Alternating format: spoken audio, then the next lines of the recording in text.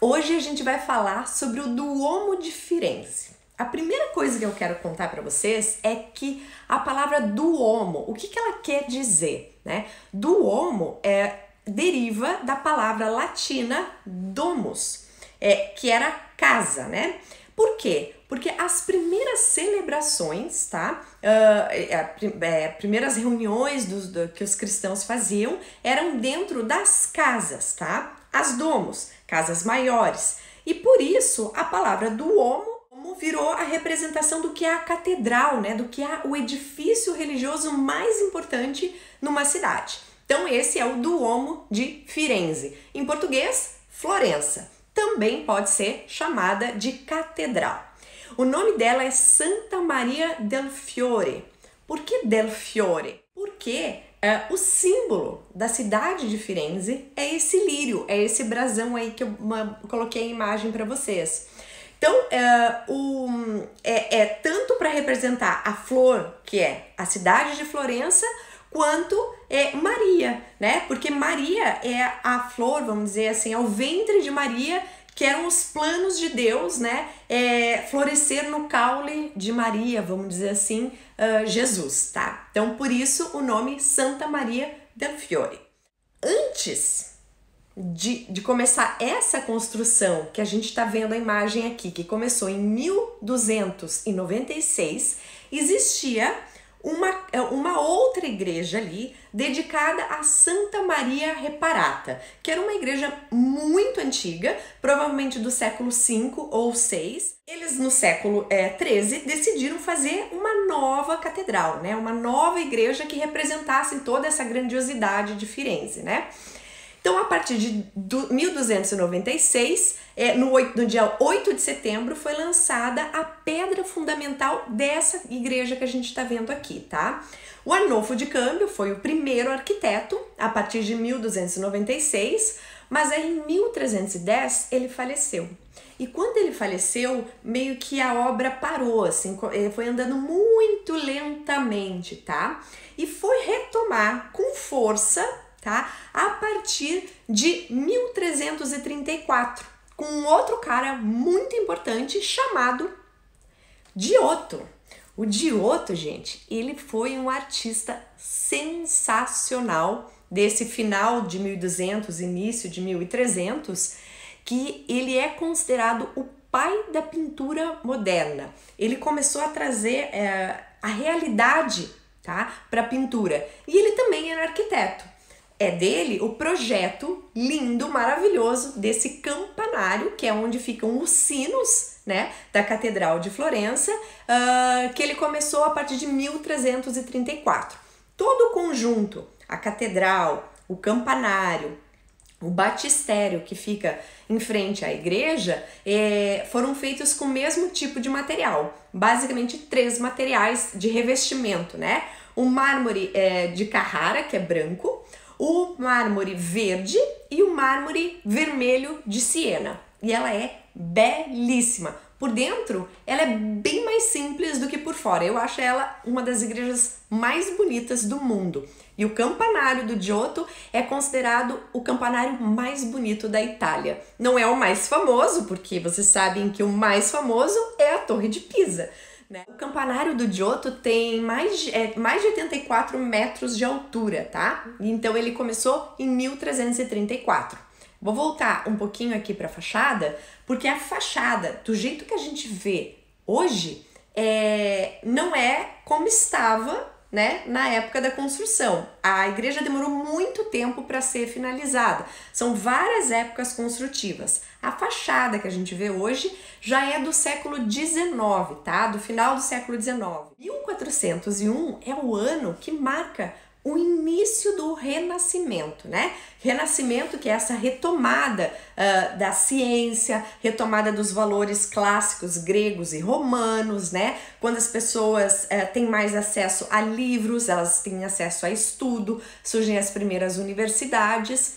Isso aí foi um processo gradual que foi acontecendo aos poucos, mas se coloca como data do início do Renascimento o ano que foi realizado o concurso das portas do batistério da porta leste do batistério de Florença, que é o ano de 1401.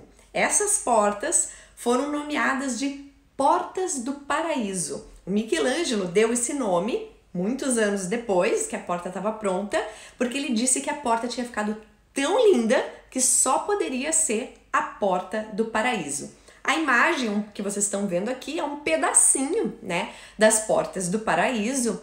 A Porta do Paraíso tem 5,20 metros de altura, tá? São vários painéis que contam, né, histórias da Bíblia.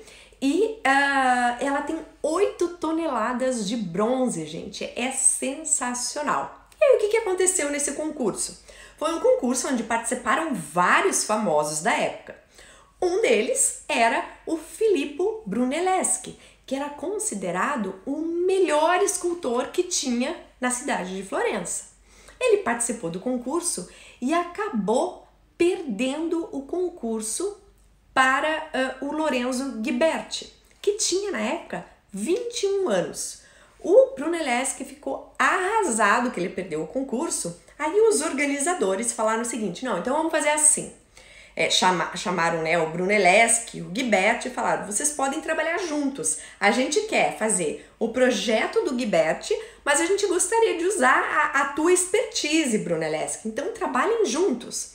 O Brunelleschi falou: não tem como a gente trabalhar junto, porque a gente tem muita divergência de ideias e não vai ter como a gente trabalhar junto. O que o Brunelleschi fica decepcionadíssimo que ele perdeu o concurso para um menino muito mais novo, né, tinha 21 anos, e ele decide deixar de ser escultor e ele decide ser arquiteto. E aí ele vem para Roma para estudar arquitetura. Aonde que ele vai estudar arquitetura? Nos monumentos antigos romanos, como por exemplo o Panteão. Então, o Brunelleschi, estudando essa cúpula sensacional que a gente viu na semana passada do Panteão, ele consegue entender a tecnologia, ou seja, como construir uma cúpula.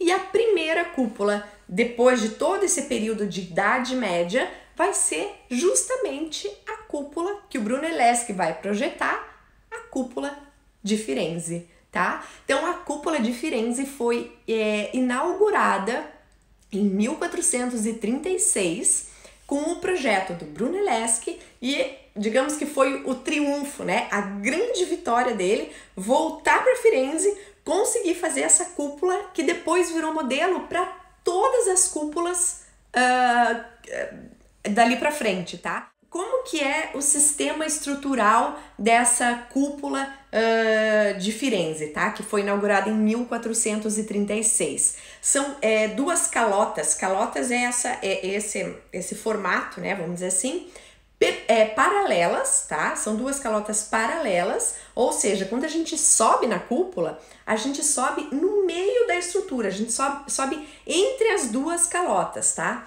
E o detalhe interessante, gente, que ela é feita de tijolos, não é concreto armado de novo. Então, imagine a tecnologia sensacional, há mais de 500 anos atrás, que o Brunelleschi consegue construir uma cúpula dessa grandiosidade, né, que tem mais de 40 metros de diâmetro,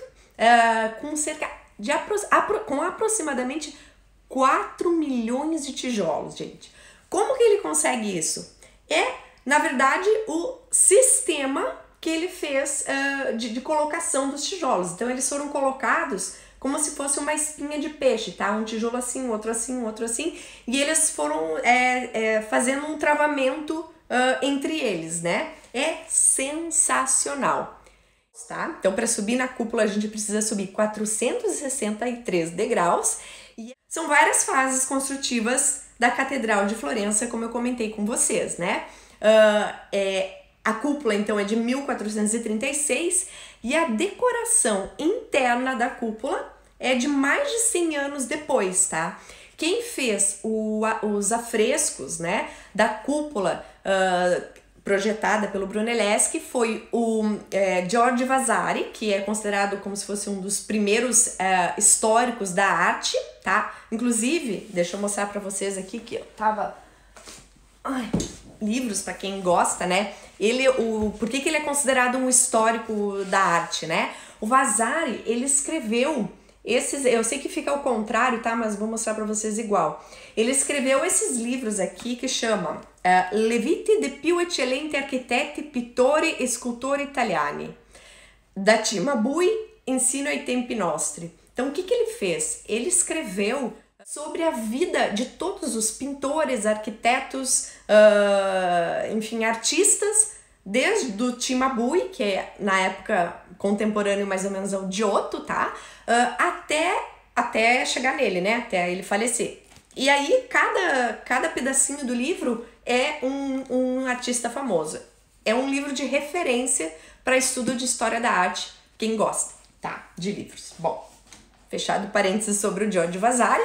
Além de escrever sobre os artistas, ele também era um grande arquiteto, pintor, enfim. O que é muito interessante desse período do Renascimento, que todos os artistas, eles eram muito completos, tá, gente? E completos em que sentido? Hoje em dia, você pega um arquiteto, eu sou arquiteta, né? Sou historiadora da arte também. Eu voltei o meu trabalho para trabalhar com história da arte, com patrimônio, enfim, para essa área. Tem outros arquitetos que vão trabalhar com urbanismo, outros que vão trabalhar com arquitetura residencial. Nesse momento aqui do Renascimento, os caras eram completos, gente. Por isso que é um período tão fantástico da história, porque o cara fazia um afresco e fazia um projeto de arquitetura sensacional. E um afresco não é bem assim para fazer, tá? Deixa eu contar para vocês, quem é novo por aqui, o que é um afresco. Um afresco é a pintura que é feita quando o reboco, a última camada do acabamento da parede ou da cúpula, enfim, a última camada ainda tá úmida, tá? Quando o reboco ainda tá úmido. Então, o que acontece? A tinta, ela se incorpora no reboco, ela não fica uma película. E o que isso quer dizer? Quer dizer que é muito difícil de não mostrar as etapas de trabalho. Porque é claro, olha, veja que eles pintaram entre 1572 e 1579, ou seja, eles levaram vários anos para pintar. Cada dia eles tinham que ir lá e continuar o pedacinho da pintura deles, sem mostrar pra gente que tá olhando hoje essa imagem, qual foi a etapa de trabalho de um dia para o outro. Isso é super difícil, gente, porque imagina o seguinte, eu sempre dou esse exemplo, né? Você tem uma parede lá, daí você pintou, hoje vamos pintar ela de verde, da cor da minha roupa hoje, tá? A gente pinta essa parede de verde. Daqui uma semana eu vou lá e dou uma pincelada no meio dessa parede. Eu vou conseguir enxergar essa pincelada, porque a tinta, ela não vai se misturar com a outra que já secou. Então, é um sistema muito, muito difícil de fazer. Um segredo, que eu não sei se você sabe, um segredo sobre o Davi de Michelangelo. O Davi de Michelangelo foi feito originalmente para ser colocado na parte de cima, né, nos contrafortes da Basílica de Santa Maria del Fiore. Vocês sabiam disso? Foi uma obra dificílima de fazer, o Davi. Por quê? Porque o pedaço, né, a peça de mármore que o Michelangelo tinha era uma peça muito estreita, né, e alta. E aí ele tinha que trabalhar nessa peça sem quebrar nenhum pedacinho. Alguns artistas, anos antes do Michelangelo, tentaram fazer, né, essa obra, que era do Duomo de Florença, mas eles desistiram com medo de estragar a pedra. O Michelangelo se fechou em torno da pedra, porque disse que ele montou um andaime mesmo em volta, assim, para trabalhar sozinho, sem ninguém atrapalhar ele. Ele se fechou em torno dessa pedra e foi esculpindo Davi, que era para decorar a parte de cima da catedral, né, de Florença. Eu já vou contar para vocês por que isso é interessante observando o Davi, tá? Quando o Davi ficou pronto, eles acharam que o Davi estava tão sensacional, tão sensacional que ele não podia ficar tão longe dos olhos das pessoas, que ele tinha que ficar mais próximo e que ele tinha que ir para um lugar, para um ponto principal da cidade. Então, em 1504, quando Davi foi finalizado, eles levaram lá da Duomo de Florença até a Praça da Signoria, na frente do Palácio Vecchio. Hoje, essa imagem aqui que vocês estão vendo é uma cópia do Davi, né, original. O Davi original, ele tá dentro do Museu dell'Accademia em Florença também, tá? Eles tiraram por questão de segurança, porque é uma das obras primas da história da arte aqui, né, da história toda, o Davi de Michelangelo. Ele tem mais de 4 metros de altura, 5 toneladas e é uma obra sensacional. E era para representar toda... Eu vou mostrar uma outra imagem aqui, ó, de costas, que normalmente a gente vê a foto de frente, né, do palácio. Mas aqui é como se eu estivesse saindo do Palácio Vecchio, eu enxergava o Davi, né, e toda essa praça maravilhosa que é a Praça da Signoria, que é um museu a céu aberto. Gente, Florença é uma cidade sensacional. Eu amo Itália, amo todas as cidades, mas Florença vale muito a pena visitar quem ainda não conhece. Hoje, o Davi, ele tá dentro do Museu dell'Accademia, e esse é o Davi original, né?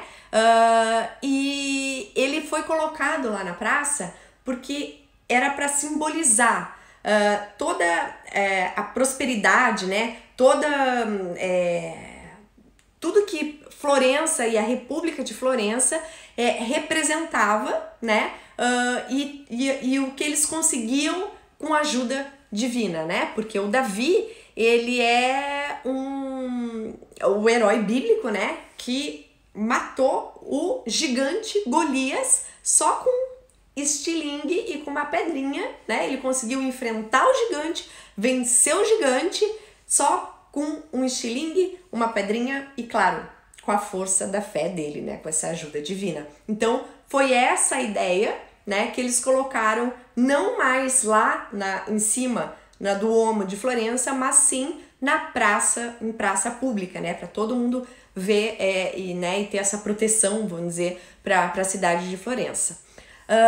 Um detalhe agora, que é isso que eu quero contar para vocês. Quando a gente vê o Davi de pertinho, a sensação que dá é que a mão dele, olha aquela mão, a que tá para baixo ali, tá?